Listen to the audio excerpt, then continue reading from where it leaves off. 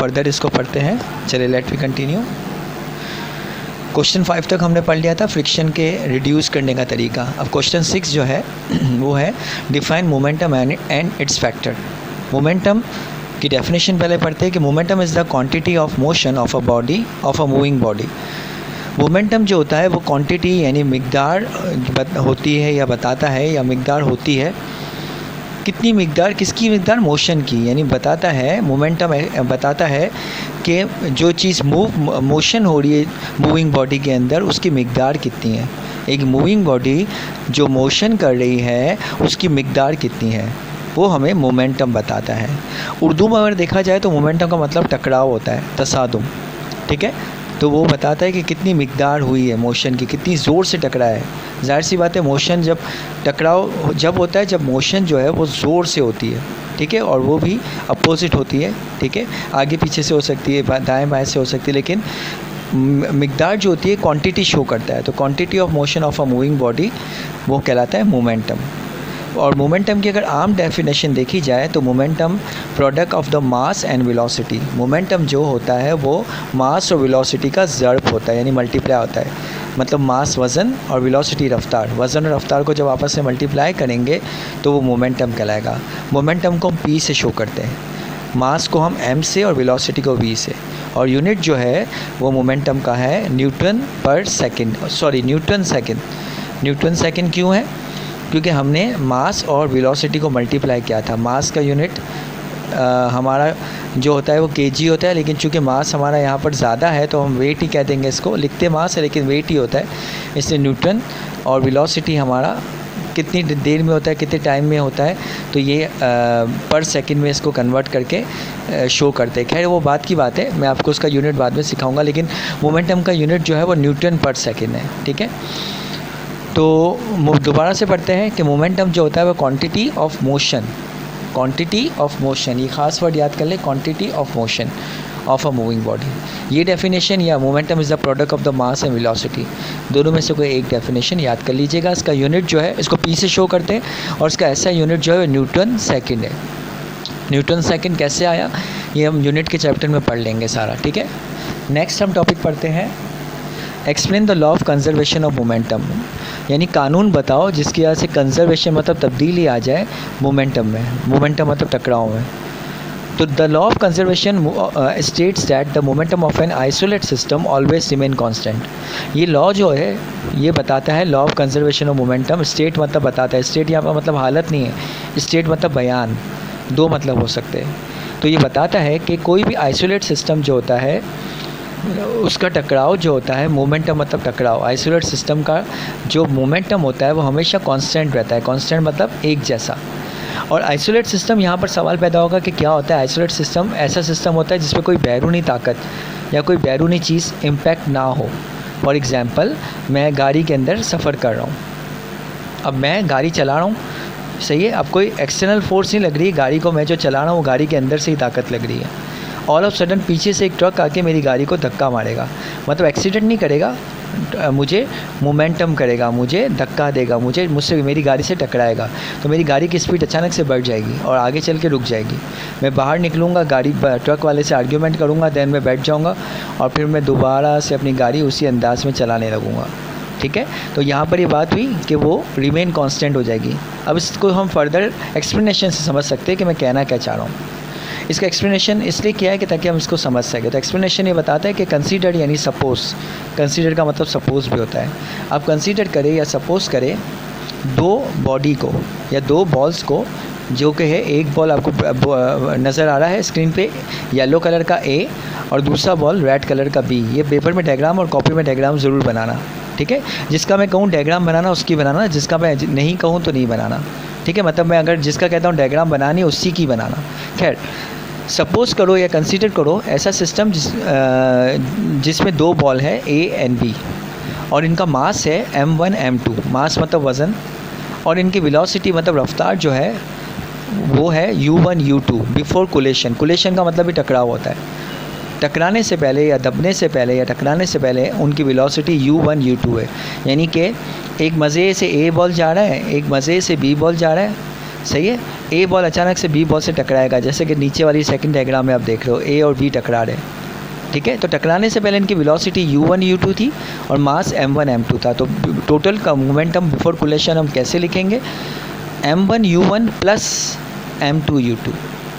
लेकिन after collision आप देख रहे हो टकरा गया ये, टकराने के बाद ए जो है वो टकराया तो बी की रफ्तार थोड़ी तेज़ हो गई, लेकिन बाद में बी अपनी असल हालत में आ गया, किसी को पता ही नहीं चला कि दोनों टकराए थे।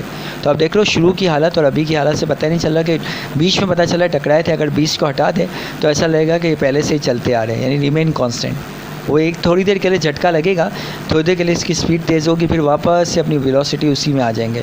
लेकिन चूँकि टकरा गए और इनकी वेलोसिटी में थोड़ा सा फ़र्क पड़ा तो आफ्टर कोलिशन दियर वेलोसिटी बिकम v1 v2। पहले u1 u2 थी, अब v1 v2 हो जाएगी। तो ये इक्वेशन 1 आप देखेंगे उसमें u1 u2 है, इक्वेशन 2 में ऐसे ही लिखना है, लेकिन u1 u2 को हम चेंज करके v1 v2 कर देंगे।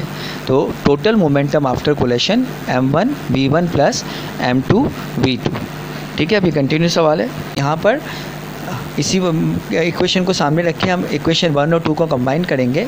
टोटल मोमेंटम बिफोर कोलिशन कहलाएगा m1 u1 plus m2 u2। Total momentum after collision कहलाएगा m1 v1 plus m2 v2। Diagram में आप देख रहे हैं ट्रक टकराई और उसके बाद वापस बिफोर में ट्रक टकराई और टकराने के बाद वही स्पीड से चल रही है, किसी को पता ही नहीं चला कि टकराए थे। लेकिन ये टकराने वाला सिस्टम जो होगा वो ख़तरनाक नहीं होगा, ठीक है। This equation is called the law of conservation of momentum. ये जो इक्वेशन बनी ना इक्वल टू वाली, ये law of conservation of momentum कहलाती है। जो कहलाता है, अगर आपसे कोई पूछेगा 2 लाइनों में बताओ law of conservation of momentum, तो आप बोल देना कि according to the law of conservation of momentum total momentum before collision is equal to the total momentum of after collision. तो ये हमारा लॉ हो गया। लेकिन हम इसको अगर लॉन्ग में आता है तो इस तरह से डिफाइन करेंगे। ये ट्रक और इसकी डायग्राम बनाने की ज़रूरत नहीं है, ठीक, सिर्फ आपको बॉल की डायग्राम बनानी है। जो ये पीछे थी ना, ये वाले बॉल की ए और बी, ये सारा, ठीक है। चले नेक्स्ट क्वेश्चन पे आते हैं। Write the difference between mass and weight. तो मास और वेट क्या होता है, the quantity of matter present in a body. Mass जो होता है वो क्वांटिटी होती है, यानी मिकदार होती है किसी भी मैटर की जो कि बॉडी के अंदर मौजूद है। आपको पता है दुनिया में हर चीज़ मैटर होती है। वेट जो होता है वो वज़न होता है। वेट एक ताकत होती है जो किसी भी चीज़ को जिसमें अर्थ अपनी तरफ उस चीज़ को खींचती है, ऐसी ताकत होती है जिसकी वजह से अर्थ जो है which earth attract a body toward its centre. यानी कि आप बड़ा सा कोई भारी सा कबर्ड के ऊपर कोई भारी सी चीज़ रख दो और आप ऐसे रखो कि कोने में रखो, थोड़ी देर बाद देखोगे आप इसको हिलाओगे भी नहीं, थोड़ी देर बाद देखोगे आप दूसरे रूम में चले जाओगे, 1 घंटे 2 घंटे 6 घंटे बाद वो खुद गिर जाएगी, क्योंकि वो भारी चीज़ थी आपने कोने में रखी थी और उसको ग्रेविटी जो थी यानी कि अर्थ जो है वो उसको अपनी तरफ अट्रैक्ट कर रही थी। क्यों अट्रैक्ट कर रही थी, क्योंकि उसके अंदर वेट था, वो भारी थी। तो वेट जो होता है वो फोर्स होता है। लेकिन अगर कोई आप हल्के से कागज़ को कोने में रख दो तो जब तक हवा नहीं आएगी वो गिरेगा नहीं, और गिरेगा तो भी लहर लहर लहर के गिरेगा, डायरेक्ट से ज़मीन में नहीं गिरेगा, ठीक है। लेकिन वेट क्या होता है, वेट फोर्स होती है जिसमें अर्थ अट्रैक्ट करती है बॉडी को अपनी सेंटर में। अब सवाल ये पैदा होता है अर्थ का सेंटर हमें कैसे मिलेगा, तो हमें आज तक अर्थ का सेंटर मिला नहीं है। तो जहाँ वो कोई चीज़ गिरती है, जहाँ हम खड़े होते हैं, वही अर्थ का सेंटर कहलाता है, सही। इट इज़ सपोजिंग स्केल, ठीक है। जैसे मैं बता रहा हूँ आपको कि ये स्केलर क्वांटिटी है, वेक्टर क्वांटिटी है। स्केलर मतलब जो स्केल से नाप सके, मतलब हम नंबर से नाप सके, लेकिन वेट को भी नंबर से नापते हैं। लेकिन वेट इतना ज़्यादा होता है कि हम स्केल 100 सेंटीमीटर का स्केल जो है वो बहुत बड़ा होता है, ठीक है, आपको पता है। मैं आपको दिखाऊंगा वैसे ही लैब में। लेकिन क्या बोलते हैं ना, 100 से ज़्यादा हुआ, अगर ये किसी का वेट 500 हो गया, 600 हो गया, 1000 हो गया, तो वो नापना मुश्किल होगा। फिर इसके लिए ना वेक्टर का तरीका इस्तेमाल किया जाता है, जो कि मैं आपको बाद में बताऊँगा, ठीक है। In short, mass scalar quantity होता है, वेट वेक्टर क्वांटिटी होता है।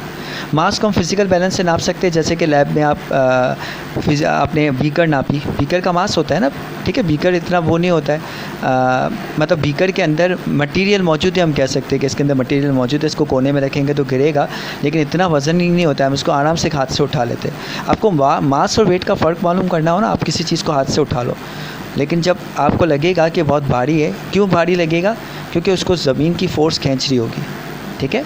तो जो चीज़ आपको लगेगी वो भारी है और आपका हाथ ज़रा सा, आपके हाथों में तकलीफ़ होगी, ऐसा लगेगा कि गिरने लगा है, तो समझ जाना वो वेट है, ठीक है।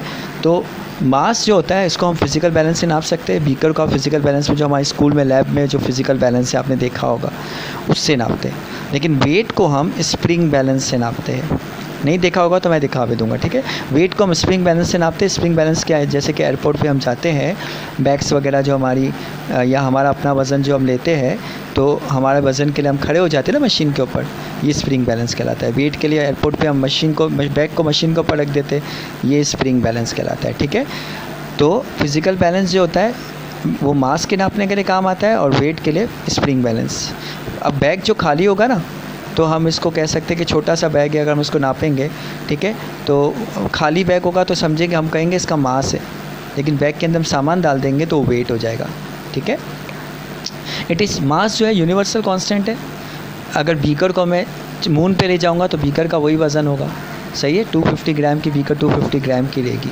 लेकिन कोई चीज़ भारी है, जैसे मैं अपनी बात करता हूँ, इंसान का भी वज़न होता है। इंसान किसी बच्चे को उठाओ, आपको लगेगा वो नीचे गिर रहा है, फिर आप ऊपर करोगे, फिर नीचे गिर रहा है, फिर आप गोद में ऊपर उठाओगे, यानी इसका भी वेट है। इसको भी अर्थ attract a body towards its centre कर रही है, ठीक है। तो वेट जो होता है वो कांस्टेंट नहीं होता है, यानी कि अगर हम पैराशूट लगा के ऊपर उड़ेंगे ना, तो हमारा वज़न कम होने लगेगा, हमें हल्का फील होने लगेगा। हल्का इसलिए होने लगेगा कि हमारे वेट से जो ग्रेविटी है ना, हम ज़मीन से दूर जा रहे हैं ना, तो हमारी ग्रेविटी जो है ना वो कम हो रही है, यानी ग्रेविटी हमसे कम हो रही है, हमारे जिस्म से कम हो रही है। तो जो हमारा वेट ज़्यादा से लगता है कि ग्रेविटी इस पर हर वक्त असर कर रही होती है, कि हम ज़रा सा पाँव फिसा लें, हम ज़रा सा या कोई भारी चीज़ ज़रा सा अपना बैलेंस खोए और नीचे गिर जाए, ठीक है। तो जब वो ऊपर जाते हैं तो हमें हल्का फील होता है, क्योंकि ग्रेविटी ऊपर कम हो रही होती है, ज़मीन से दूर जा रहे होते हैं, तो हमारे जिस्म में जो ग्रेविटी का वज़न होता है वो माइनस हो रहा होता है, सही है। तो मून में हम और हल्का फील करते हैं, क्योंकि मून में बिल्कुल ग्रेविटी नहीं होती है। मास से होता है इसका एसआई यूनिट मतलब जो हमारा नापने के लिए स्टैंडर्ड यूनिट होता है, सही है। इससे पहले कोई ये खास यूनिट नहीं था, लेकिन एसआई यूनिट अब इसलिए बनाया गया कि पूरी दुनिया में हर चीज़ को एक ख़ास यूनिट में नापा जाए, ठीक है। इंटरनेशनल यूनिट भी कहलाता है ये। इसके बारे में मैं आपको बाद में बताऊँगा तफसील से, जब चैप्टर आएगा इसका। खैर, एसआई यूनिट इसका जो होता है ये हमारा कहलाता है केजी, किलोग्राम मास का, और वेट का न्यूटन कहलाता है, सही है। वेट क्योंकि हमारा एक फोर्स है, और फोर्स को हम जाहिर सी बात है न्यूटन ही शो करते हैं, इसलिए यहाँ पर न्यूटन आएगा, ठीक है। और आप बोलोगे अगर मेरा वज़न है तो भाई मेरा तो केजी में नापा जाता है ना, तो मुझे न्यूटन में क्यों कहते हैं? तो बिल्कुल केजी में नापा जाता है, लेकिन कभी कभार ऐसी सिचुएशन आती है कि हमारा वेट जो होता है वो न्यूटन में होता है, हम इसको केजी में कन्वर्ट करते हैं, ठीक है।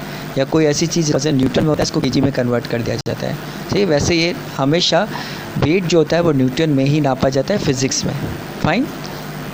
चले, law of inertia. Law of inertia क्या होता है? ये फर्स्ट लॉ ही कहलाता है लॉ ऑफ इनर्शिया, क्योंकि इनर्शिया एक ऐसी प्रॉपर्टी है, inertia is a property of a body, ये किसी बॉडी की प्रॉपर्टी है विच रेजिस्ट मतलब रुकावट पैदा करती है अगेंस्ट एनी चेंज, ऐसी चेंज में in the state of rest और अ यूनिफॉर्म मोशन।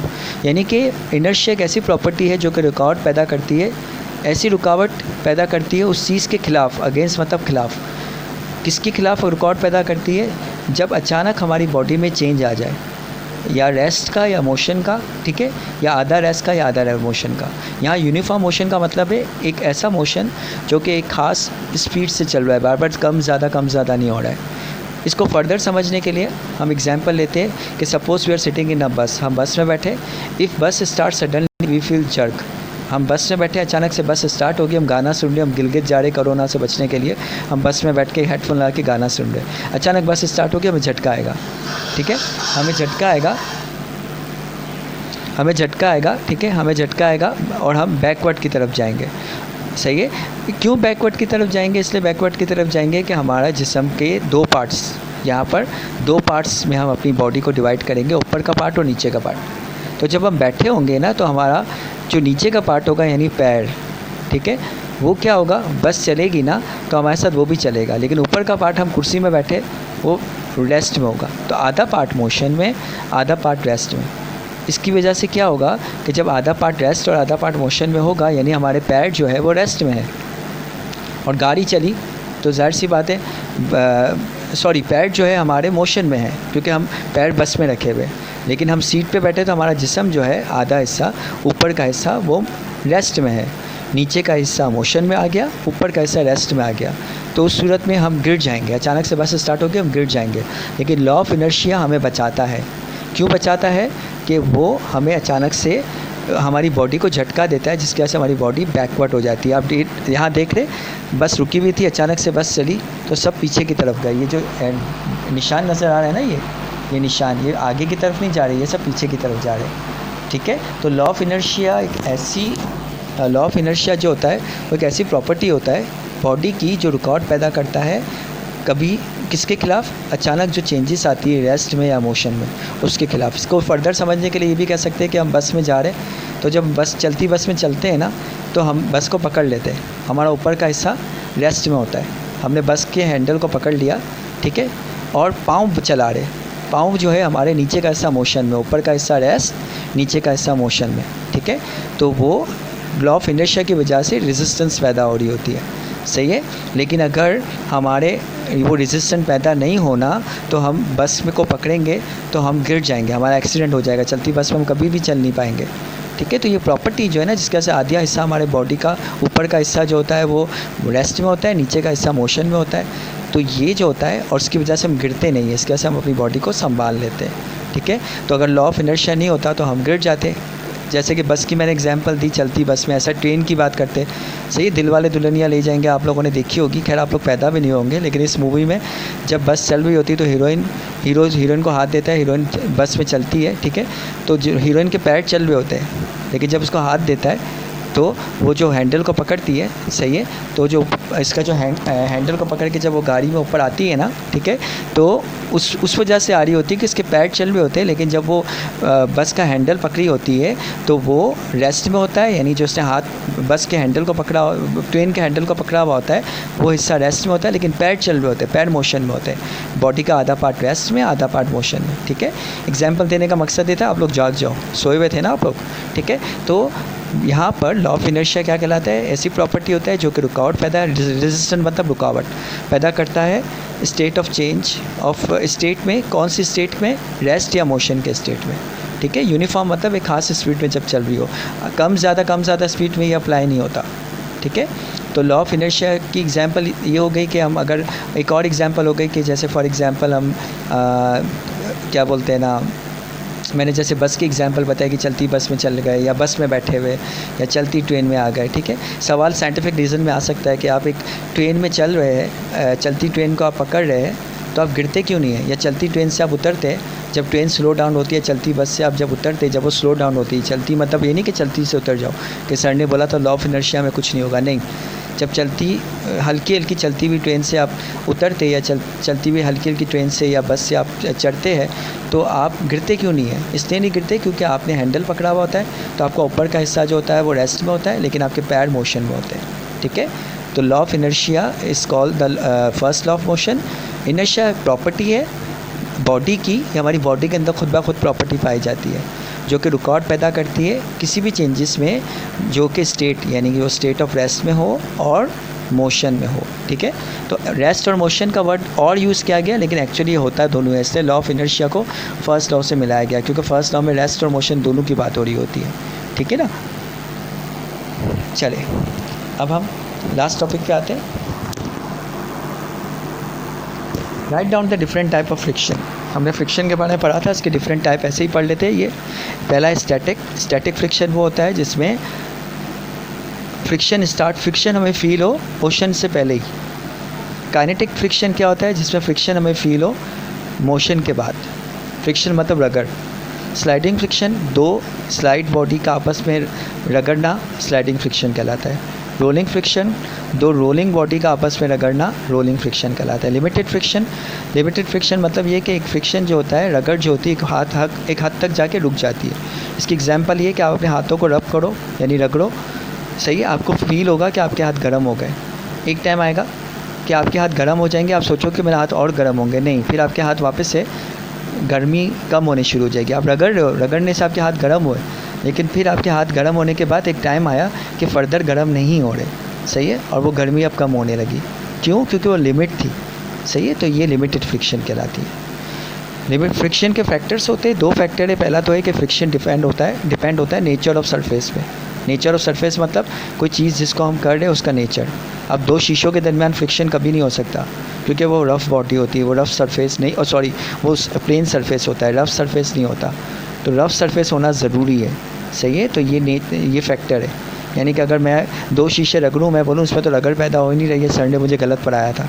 इससे हर चीज़ के फैक्टर होते हैं।